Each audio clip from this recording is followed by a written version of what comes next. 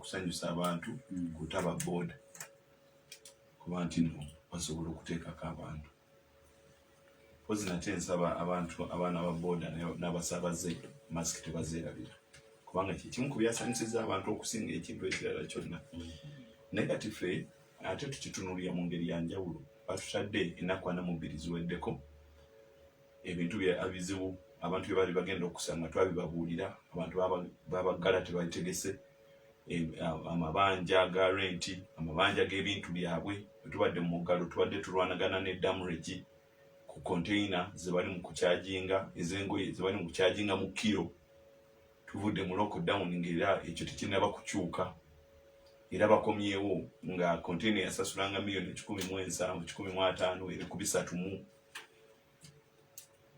abasuubuza we batandikidde abengoye we batandikidde fe ate mu parliament tutandikidde kukuba nti omuggalo tuguvaamu naye sente za covid zonna zabbibwa ezisinga si zonna n'ezisinga zabbibwa era mu ripooti ez'enjawulo ezivudde mu bukiiko obw'enjawulo ziraga nti ku butabaliko obutaano obwabaweebwa kumpi butaano obwabaweebwa okulwanisa ekirwadde kino kumpi obuwumbi nga 3 tebulabikako n'obumu bwe balaga nti nno ddala ebintu babigula tebinnatuuka ne pick-up ezatuuse ate zeetaaga omusolo kwegamba nekirabika nti no mu budde bonna bwe tubadde mu budde bw'omuggalo abantu bano tebalina kye bayize tutunuulidde okuba nti abantu abaana baffe ebigezo byakomyewo ntwala omukisa guno okwebaza muganda wange gwe bayita Andrew Kasujja muvubuka muto teacher wa primary gwe natumye ambuulira abaana baffe aba primary bakola batya mu Kyannamukaaka era yandeetedde ripooti gye nja okuyitiramu emaaso awo ng'abaana kumpi 10 n'okusoba mu 65 be batudde P7 naye tulina essomero limu erya primary mu Kyesiiga liri lwaggulwe kati tulina amasomero 3 eno Kyannamukaaka erimu gavumenti eriyambayambako erya St. Mugagga amalala 2 tegayambako ne kati abaana 1,600 abaana 10 n'okusoba bagenda mu primary ludda wa bagenda kusomera wa secondary mu senior tuvudde mu muggalo nga gavumenti kati engeri gye tuli ennyo okutya COVID-19 abaana abatudde Ekyesiiga bali abaana 443 abatudde P7 naye essomero erimu mugombola namba naye essomero limu lyokka erya secondary ate liri lwaggule ye boda ya Bukoto Central n'ekyotera liri eri omwana alina okutambula mayiro nga 25 kugenda ku ssomero n'okuvaayo buli lunaku awo tuviiridde mu lockdown abazadde emirimu gye baakolanga giserebye eyalina ssente ezimu aziridde abasobola okusimba abamu tebalina bigimusa twasuubira nti mu budde buno twandibadde twetegeka nti abantu baweebwa ensigo gundi we zijjira enkuba wejjira basimbe nti lockdown ejja weetuukira waleme kubeerawo bbula lya mmere ekyo gavumenti tekikoze kyekoze ate esaze budget ya agriculture by 40%. Yandisaze budget z'abalala naye ate ya ministry ya agriculture ate yo neesooka n'egireka negamba abantu kabasimbe emmere n'adizaani ani budget zaabwe tuzireke kati bo kubanga bo pandemic bwejja ate bo bajja tutaasa yandibadde nga kati mu budde buno nkambwe nnyo ku buli muntu eyafuna ssente za covid ku buwumbi 407 yandibadde nkambwe nnyo ng'eri mu kunoonyereza baani abalya ssente z'abalwadde wetuviiridde mu muggalo ng'etandise tulaga nti bano baazirya bano tebaazirya gundi mukyala twine zino lwaki tezaatuuka ambulensi zino lwaki ab'embaale bazeewakana awo singa tulaba gavumenti etufaako era otwagaliza yandibadde ewuliriza omulanga olwedde omulanga gw'abasuubuzi gw'emisolo yandibadde nga kati eguwuliriza era nga tugulabako twabagamba nti bwetukola statistics nzijukaliwo era twali twogera nga tugamba nti ne bwe kiba kyetaagisa nti abalwadde ba pressure sukaali abalwadde ba sickle cells n'abalala tubawe masiki nga ziri mu square bo tubeere nga tetubasemberera era nga tuba isolatinga ffe ng'abantu naye abavubuka batuwe statistics bameka abafudde obulwadde buno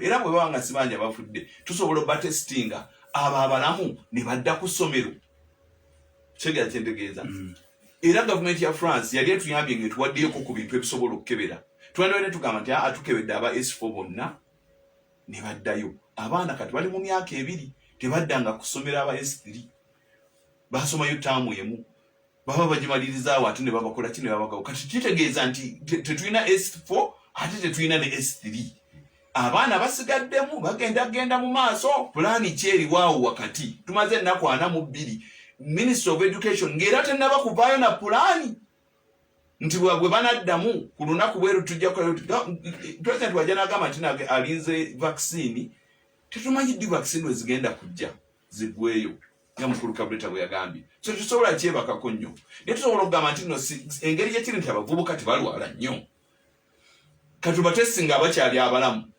tusooke bo bagende ku ssomero tuteekawo measures ez'okuba nti no tubatesinga buli wiiki 2 babeere nga basobola okusoma tusobola kuteekawo decree n'ogamba nti akati abaana tebajja kusoma paka bonna bwe baligemebwa naye nga tomanyi naawe ddi lwogenda kufuna vaccine zonna towadde timeline so ekyo nakyo yabadde anomaly ekizibu ekirala abantu kye basinza okusanga buli muntu mu mulimo gwe anyigiriziddwa oba takisi anyigiriziddwa kati babagamba batuule mu haafu naye kati aba haafu abatuddemu abantu haafu abatudde mu takisi n'abantu abatudde mu muziki abagenzi okusaala nga beewadde amabanga ani yandibadde asooka kubanga imaamu abeera eri bonde mwewa amabanga ne musaala father abeera eri ne mwewa amabanga ne musaala ne misa neggwa naye tuli mu takisi abantu buli ku mutto babiri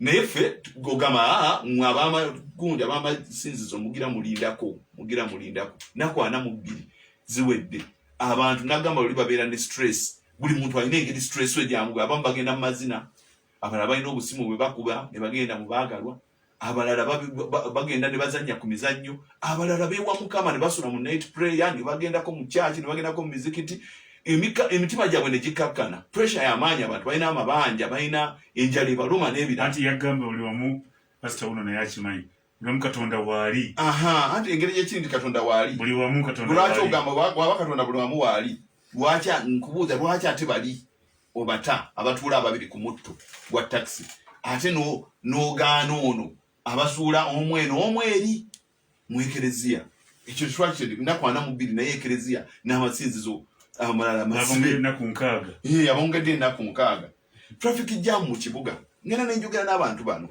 nebuuza ddala oba tebayiga kintu na kimu era tebajjukira kintu na kimu bonna batambudde mu bibuga ebyenjawulo olutuuse mu tawuni ekisooka okwaniriza ekiraga nti no ddala omuggalo gwavuddewo traffic jam ne mu budde bw'ennaku 42 kibadde kibagaana ky'okulowooza ne bagamba nti bwe tuba nga obudde butuuse obwa ze tuyita peak hours nti ziweze essaawa 10-11 Kampala road yenna abeere nga afulumya bufulumya ekigala kyentegeeza Kampala road yenna abeere nga afulumya ziyingirira ku Buganda road nga ziva eri ne ziyingirira ku Buganda road Kampala road yo zonna zifulumye bonna bw'oba oyagala kusitopinga ku Kampala road jangu weetooloole opakinge ku Kampala road weeyongereyo bweyongezi oba kitegedde ebeere nga cycle junctions tuzisaleko tubeere nga tugamba nti mu budde buno eno junction efa lwaki kubanga eyingiza traffic eyingira wakati wa traffic w'enguudo endala nezikola jam bino ebyebintu byetulowooza nti munaku 42 omuntu aba abirowoozezza oba mu mwaka omulambo omuntu aba abirowoozezza naye omuntu ojja kugamba tubadde ku bulamu kati omuntu ajja olwo ne bayinginiya ne babagamba bagende waka beebake okyeka kyentegeeza kubanga obanga abyobulamu badde bakola ebyabwe abalala babadde bakola ki okudesigninga traffic okola traffic design tekyetagisa kubeera 10 mu room muyinza n'okubeera abasatu nga mwewadde social distancing ekyo ne kiggwa oba okyeka kyentegeeza ne mukola ku mpapula ne mukola ku birala so twogera ku nnaku 42 zetuvuddemu nga buli muntu abe musuubuzi abeere teacher mu mbeera yonna gy'oli obeere muzadde obeere mwana asoma abaana bakuze abaana bafunye embuto tetunaba kuwulirayo gavumenti kyeyogerako nti ku muggalo guno nti tufunye abaana b'embuto 3,000 Ochega kyendegeeza era bwe tutibwe tupulaninga okubakola ki okutambuza embeera eyo. Tuli awo tuvudde mu muggalo, abaana bonna bakomyewo, alina obulwadde n'atalina bulwadde gwe bakebedde ne gwe tuba batakebedde, kubanga kyali kyangu kugamba abantu nti bannange antigen tests bwe ziri rapid test ezo bwe ziri zibayita antigen test. Timugende ku gundi wetu buli muntu afune certificate gye bamutestingidde ajje mu kibuga ng'alina test ng'ali negative. Nabadde ngenda wano mu bikujjuko bya Kabaka. Kyega kyentegeeza nayimiridde e Masaka ku ddwaliro. Ku Masaka Regional Referral Hospital. Bwe natuuseewo bwe nti ne mbaga bannange agenda mu bikujjuko nti kale yingira wali bantestingidde eddakiika 45. Eddakiika actually 3.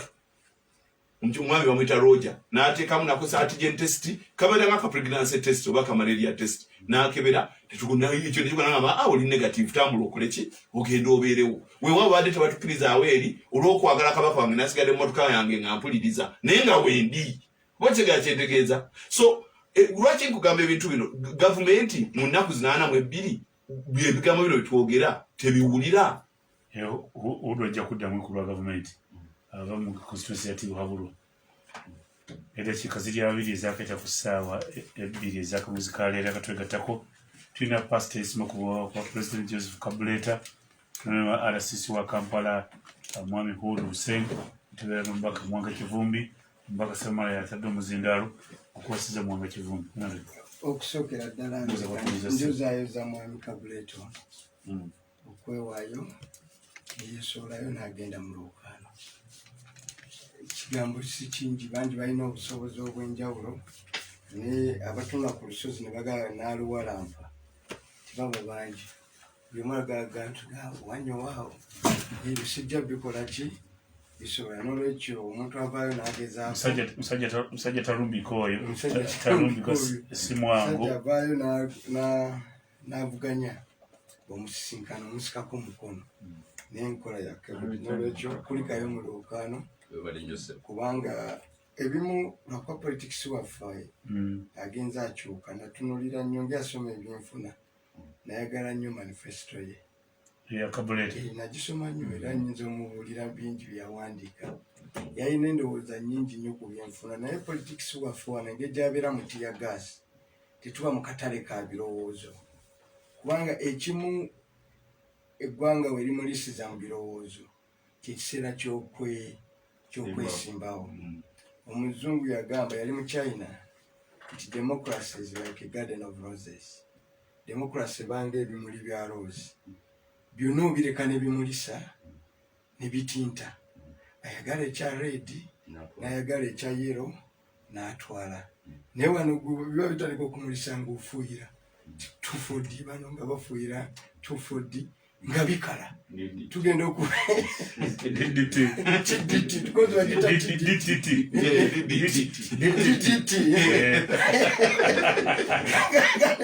bano mugenda mu kampeyini basitookinga bukebe bwatu wano tosala. Kati n'abandi badde baleeta ebirowoozo nga Kabuleta bubuuza abantu Kabuleta ayogera ku nsonga kyabamanyisi bangi kubanga bano bakafuuyira DDT batambulanga ne bukaani nga bujjudde buli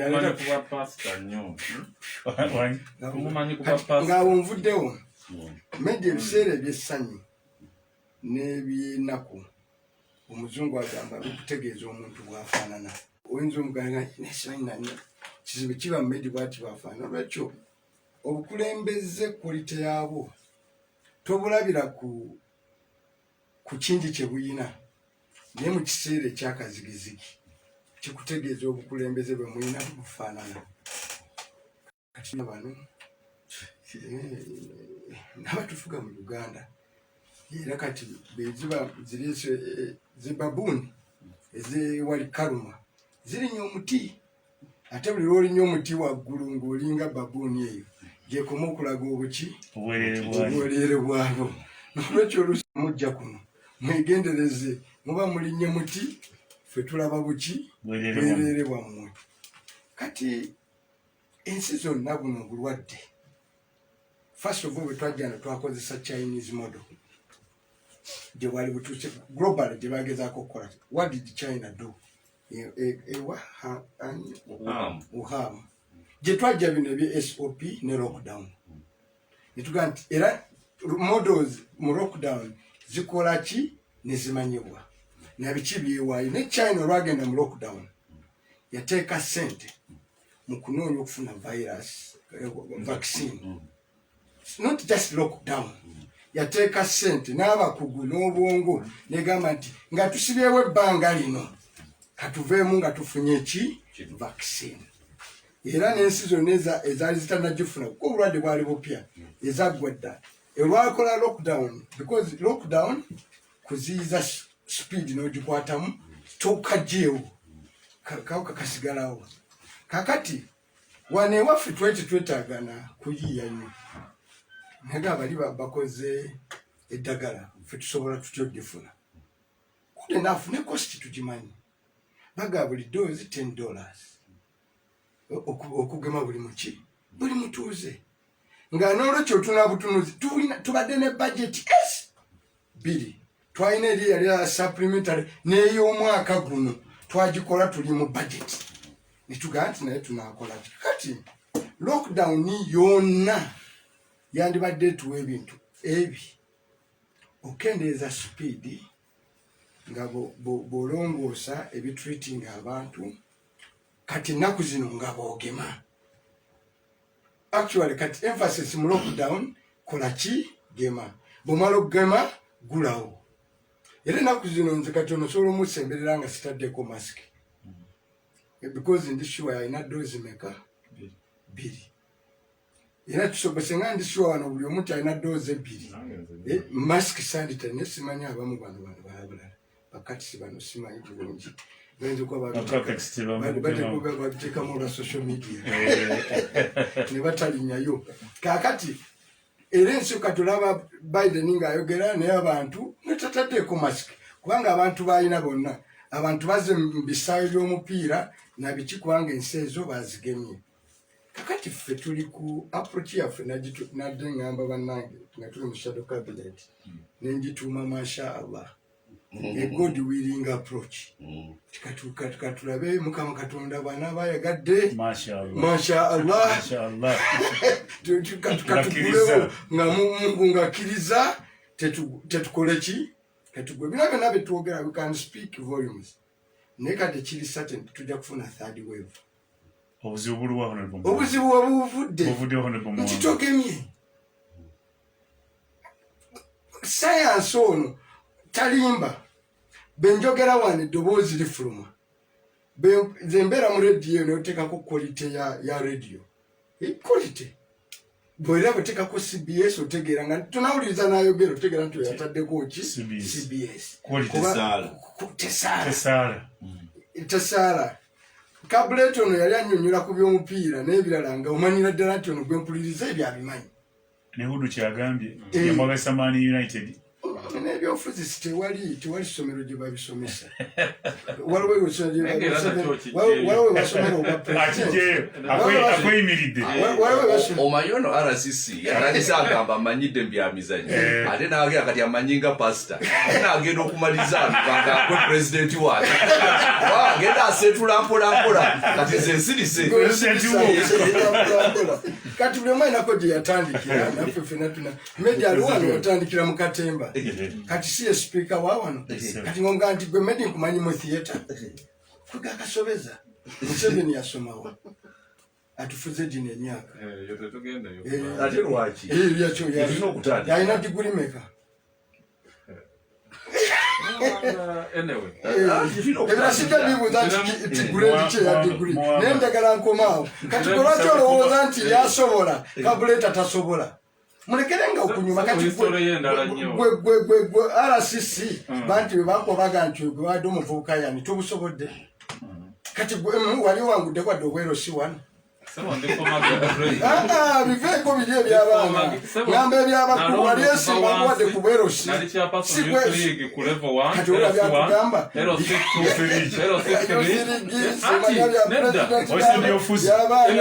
mitendera Secretary General of NRM mu Uganda yonna mbadde guild president. But by the way, Yes, I've dominated youth and students politics during my time. Si ebumpeeza. Naye saagadde tugenda awo. Ayogedde kutabula tulikunda kwana no, lekera okunyoma abantu. historical foundations ezirese NRM. Zisome ku history ya President Museveni, Frelimo Fronasa, gyavudde gyenvuddeewa. Owulidde? Gyenvuddewe. Tabadde president by accident. Njagala otunule nga abadde Minister of State for Defense under Muwanga Ani. Okuluzibwa Muwanga. Exactly. N'abeera Office of the President. Gye yava n'akola revolution ey'okumobilizing aba farmers okubeera obulungi. Owulidde? Tosobola kugamba nti you can doubt his presidency because his history speaks for itself. Okay. Kati omuntu ngoyo tosobola muteeka ku minzaani emu ne kabuleta. Anyway, saagala nkyogere. Kale munaye. Saga kugakono. Nene history waliwo gwotayogerako. Bw'oba oyogera mu maze waliwo gwotayogerako. Twogerako nti ne gyayise yonna wabaddeyo entalo n'okutta abantu. Nakwana mu bizibu tulekosemu. Ng'alwana ku yalwana ku Uganda. Nakwana mu bizibu okuva lweyava mu nsolo nakwana mu yegerere buli gyayita waliwo entalo n'abantu okubatta. tulikunda kwana mu ebbiri. Tugende kwana mu ebbiri. Kakati tuze kwana mu tuletera hudu buzibu. Tuletera hudu Gata mu history. Buda mu history. Tuleta buzibu kabuleta musajja muleke. Tumuletera buzibu. Approach gye twagenzeemu. Mashallah. Mashallah. Approach. Kugamba nti God willing. Nupu yagirese. Nze nkikubulidde nze Shadow Minister of Finance. Mashallah. Kakati nkubulidde ya wa Nupu. Eyo Mashallah. Approach. Tutawana kutawana. Era buli omu bw'akola bw'osituka n'oveewo ng'oga Mashallah. Kangende nkole. Mungu ntambuza bulungi kumewo. Ntambuza akawuka ndeme kafuna. N'eggwanga ddyo. Naye ng'eggwanga ddyo ng'obukulembeze omulimu gubayinze. And admission is human. Nyerere kimufuula omuzira yakuuma Tanzania mu bwavu. Obuzira bwe buli kugaa nti binaleeta tebyakola. Obuzira bwe tebuli mu bye yakola. No, obuzira bwa Nyerere tebuli mu bye yakola. Byali mu kukkiriza nti bye yaleeta okukola byakola ki byagaana n'ate eggwanga. Naga katugezeeko ebiki ebirala. Tanzania jjo wano ng'evudde ku Magufuli yavuddeyo n'approach yavuddeyo n'enkola egenda okugema abantu neerambika bulungi mu wiiki ki bagenda kugema abantu ki era zijjaddi no nkubulidde ye tebadde tebibadde namu naye yavuddeyo neewa bannayuganda kibooba olina emyaka bwe giti suubira mu bbanga lino ogenda kufuna ki empisa oyo gwabe kite mu bbanga lino naye muyinza ntutukumira mu Mashallah myaka ebiri Mashallah vaccine nga zijje Mashallah bweligere Mashallah ne mutu batuwaddeyo Mashallah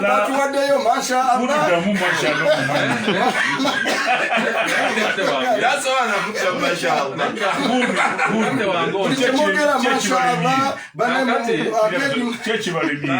akedi muzigulewo Mashallah abantu bekumbe mukadde wange honorable Muwanga Kivumbi kiganyiza gavumenti yo era Mashallah engeri gy'agyogeramu alabika abomerwa nnyo omupira awo ow'olumbo owa Mawuledi kubanga n'olulimi aluzitoya bulungi Mashallah ng'awulira wali obuwali era honorable ekyo ky'obuwali si kye kituleese wano ekituleese wano nsonga ya covid obuzibu buvudde wa ekyekiwalemesezza Muwanga byayogera obuzibu gye buvudde nti tudiiringa n'ekirwadde kye tutadiiringangako nakyo in the history of ng'ogyeko fulu eyaliwo eyatta aba French in the history of the world tetubeerangako na covid-19 owulidde we are dealing with n'ekintu tukwataga n'ekintu ekipya kakati ne vaccines zennyini okuzifuna lutalo President yalina wano World Health Summit emunyonyo nga abazungu batuddawo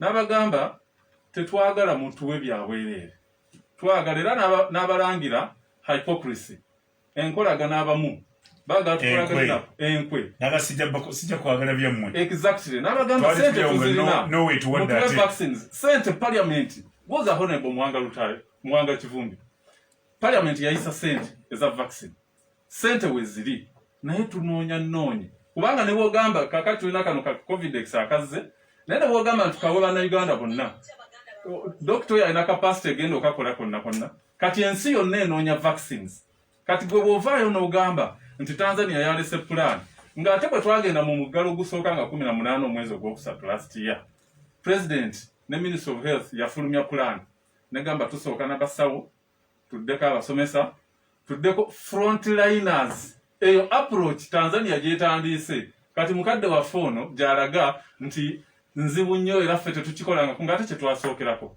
frontliners mu Uganda. Sululu yagambye abantu kambageme yakatandika yagambye kambageme abantu naye ate Suluhu olowooza yakikopye kwani era yasoose kukyala wano era president namuwagadde nakitambulirako okitegeera naye kamalirize ono yampadde information nedda nze kamalirize honorable musiimangako eggwanga lyammwe wadde temuwagira gavumenti osiimangako gavumenti egezezzaako era ne baturankinga ne mu Africa gavumenti eyagala abantu baayo exactly ne baturankinga ne bagamba Uganda was it second best or first mu Africa nga tulwanyisiza obulwadde tubumaze naye abantu ne baddayo ne bakola ebyabwe nga balooza kati bugenze kwe kukomawo kati saawa zino baagala gamba ntizaako wadde naye nga gavumenti ekyali komite era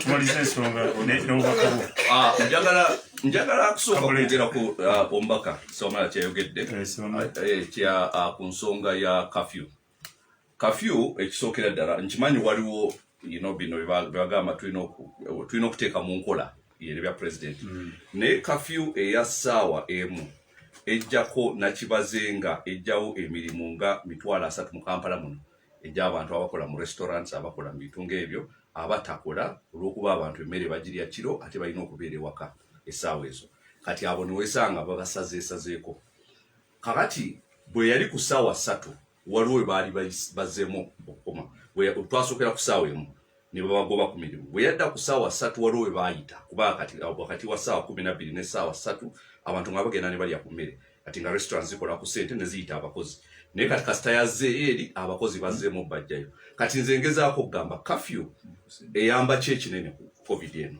kale tumanyi waliwo enforcement naye at least ssaawa 3 Kenya bali ku ssaawa 4 Rwanda amasomero gaguddewo Tanzania tebalina tebali bagaddewo n'omulundi n'ogumu kati njagamba lwaki Uganda tuli ku kafyu ya ssaawa emu kuba kati nabadde nsoma ababaasi abagenda mu bitundu nga ggulu nga kuva ku makya bakoma kutika ssaawa 8 ez'emisana nga bamanyize essaawa ze babaze okutuuka gye balaga naye nga mu ssaawa ezo buli kampani bagiwaayo essaawa emu yaga gwe ssaawa 2 paka ssaawa 3 tika bonooba ofunyeeyo bebo ssaawa 3 omulala gyatikke kati nga abasajja bagamba tudimya baasi ng'erimu bantu 10 ne tugivuga paka Kitugumu owulidde kubanga olw'ensonga ya kafyu naye ne bagamba singa kafyu abadde ayongeddeyo baaliyongeddeyo paka ssaawa 10 awo ne basobola okufuna ku bantu so ezo hours 2 ziba nnene nnyo mu kintu ekiyitibwa economy kati omukulembeze w'eggwanga kale yataddeko ebimu naye ekyo ekintu kya kafyu yali badde addamu okirowoozaako at least n'agiteeka ku ssaawa 3 oba 4 nga bwe tutalowooza ogijjirawo ddala kuba ekyo kyali badde kikulu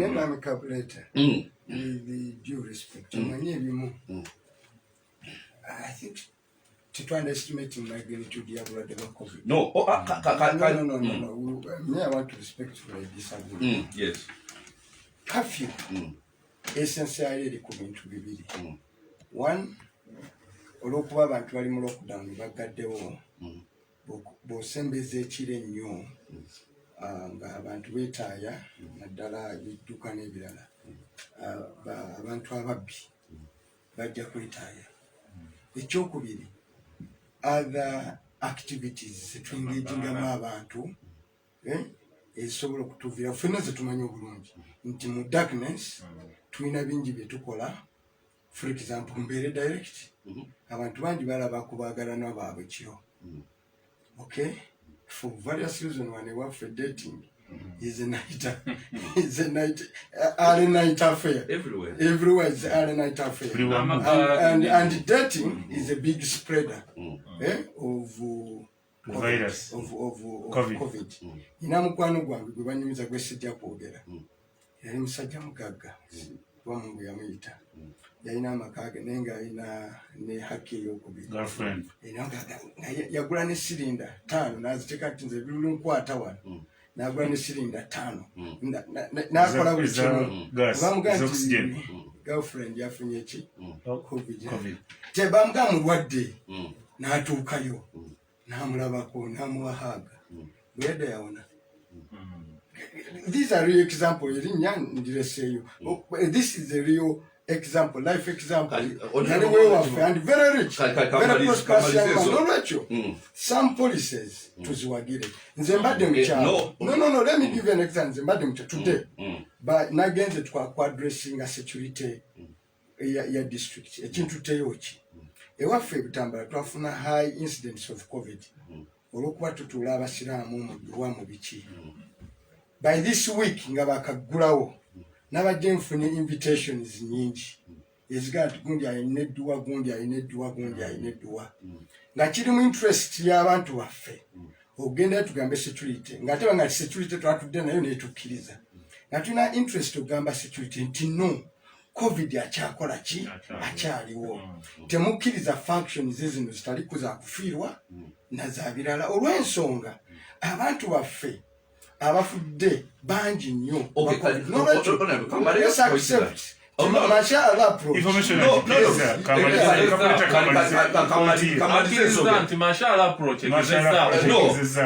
webawera credit bano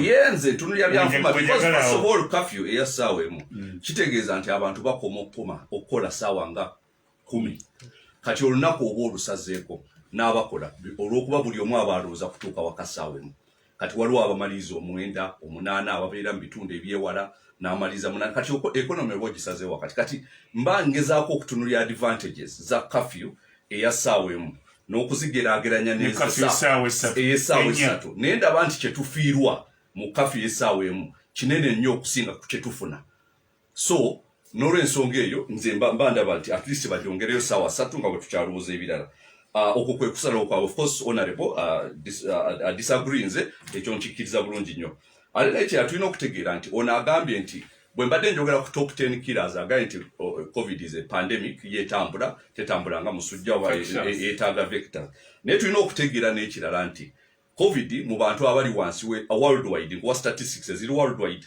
ezo zensobola okuverifyinga abantu abali wansi w'emyaka 7 abawona bali 9 n'obutundutundu 5 ku 10 so tulina okutegeera newankubadde nti butambula nnyo butta abantu balubatu kuba bufuna agogo mazima ezo statistics osobola ogenda ku worldometer n'ozicheckinga international website ekolagana ne statistics so ezo zosi zakuwakanira so n'olw'ensonga eyo tukimanyi nti bantu banja bajja obufuna nabufuna onagambye yabufuna naye twawona owulidde kakati naye nga tulina okubeerawo nga tukyali balamu because waliwo ebintu ebimu ebigenda okutta abantu olw'enjala olw'obutakola n'ebintu ebiringa ebyo tuttire eddala economy tube nga tetukyasobola kuddira ddala completely point of no return tutuuse bwe tutasobola kudda eggwanga nga ligootaanye olwa covid so tulina okubalansinga ebintu bino newankubadde nga tumanyi obulwadde bw'amaanyi tulina okutegeera nti ate n'ebirala ebitawanya abantu by'amaanyi nekira tulina okutunuulira nti lockdown zino zireetera abantu okufa abataalifudde obulwadde obulala kyembadde nkugaa twagala ministry eya health so si ministry ya covid kubanga health issues tulina mu ggwanga mpitirivu zisinga covid so tulina okutunuulira ebintu bino byonna nga tugenda tubyekenneenya kati waliwo oli kyayogedde honorable Sewamala wagambye nti churches na president naga God is everywhere kakati tetugenda mu masinzizo mu mizikiti oba just kusangayo ala oba katonda tugendayo kuwulira eri abakulembeze b'eddiini ne tebagenda tusanga waka kise kino omuko agamba online n'ebya online bameka ababikola so n'olw'ensonga eyo saagala bakifuule nti churches teziri essential kubanga ziri abantu betaaga mu biseera nga bino abantu betaaga omanyi ne depression gye tufunye wano omanyi mental health ze tufunye wano ebyo ebintu bino abantu kibayamba okugendako mu mizikiti ne mu makyaki ne basinzako ne baba bulungi ne bawuliza okuva mu mukulembeze w'eddiini n'ababuulira ebintu ebibazaamu amaanyi ne badda ewaka kati ekyo tosaakiyisaamu maaso nti katonda ali buli wamu tebagenda kuwulira abamu kuva eri katonda naye bagenda kuwulira okuva eri pastor okuva eri father okuva eri sheikh so ekyo nakyo kintu kikulu mashallah ye approach kati aliyo yagambye because nature sirimu kyebagambye nti abantu baagala kiro sirimu twali mu biseera kankubulire twali mu biseera nga tulina sijja giyita pandemic naye kale kanjiyita epidemic eya sirimu mu mid-90s we natandika okuvubukira nga omubiri gwo gukutuma okenda okukola ebintu ebirala naye nga olaba emirambo egivaayo naye tewali tebaggalawo loogi tebaggalawo kintu kyonna naye ne batukuutira mwegendereza obulwadde actually ne president yennyini n'afuna awaadi mpitirivu olw'okulwanyisa sirimu naye teyalwanyisa sirimu ngaggalawo loogi yagamba abantu mwegendereze kati netwegendereza no kati leera kamalirize kuni twatuuka nkankubulire ng'olina okwekuuma naye nga of course oli muvubuka waliwo byoyagala okukola naye ng'omanyi waliwo obulwadde so abantu tulina okubalekera mizani yemu eya covid no kyeŋŋamba mizani si yemu olw'ensonga nti kiri kyetaaga naye kyegezaako okugamba wano oluvannyuma lwa byonna responsibility obuvunaanyizibwa obw'abantu okwekuuma bujja kubeera eri abantu waliwo abajja okugamba nze byemuga sijja bikola waliwo ajja okugamba nti nze nja bikola kubanga obusaagala bulwadde bukole ki kangende ku mulango Tamale, mwanji muzeyi. Onkwanyumiriza munyi.